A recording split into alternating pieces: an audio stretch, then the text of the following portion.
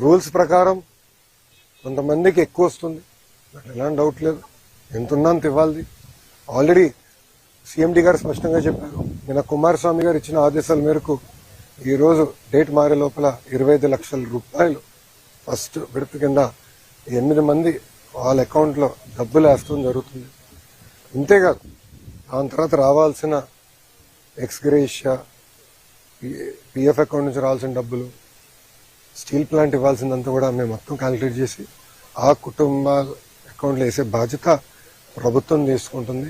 అక్కడితో మేము ఆగం. మేము అందరూ వచ్చేటప్పుడు కారులో కూడా మాట్లాడుకున్నాం. వర్మ గారు నేను కూడా డిస్కస్ చేసాం.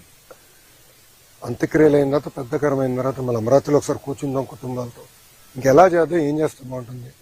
వాళ్ళు కేవలం సొంత కాళ్ళపై నిలబడతాం కాదు, ఆ పిల్లల్ని చూసుకోవాల్సిన బాధ్యత ఎన్డీఏ ప్రభుత్వం పైన ఉంది.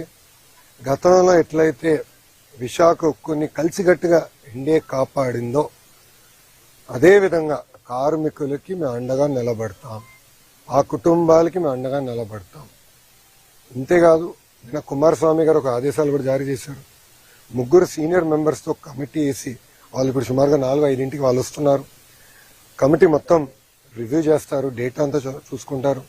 ఆ టైంలో 2nd, 3rd, 4th ఎక్కడైతే యాక్సిడెంట్ జరిగిందో అక్కడ ఉన్న కార్మికులతో కలుస్తారు.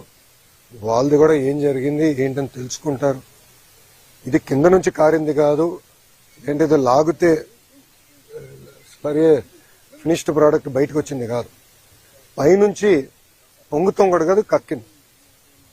పొంగినది వేరే రకంగా అనుకోవచ్చు, కానీ కక్కింది. ఎందుకు జరిగింది, ఎక్కడ జరిగింది, ఎందుకు ఇక్కడ జరిగింది, దీని వెనకాల ఏంటి మొత్తం మనం క్షుణ్ణంగా పరిశీలించాల్సిన బాధ్యత అటు స్టీల్ ఇండస్ట్రీ పైన ఉంది, రాష్ట్ర ప్రభుత్వం పైన ఉంది. తప్పనిసరిగా నివేదిక వచ్చిన తర్వాత ఏం చర్యలు తీసుకోవాలో ప్రభుత్వం తీసుకుంటుంది. కానీ ఈరోజు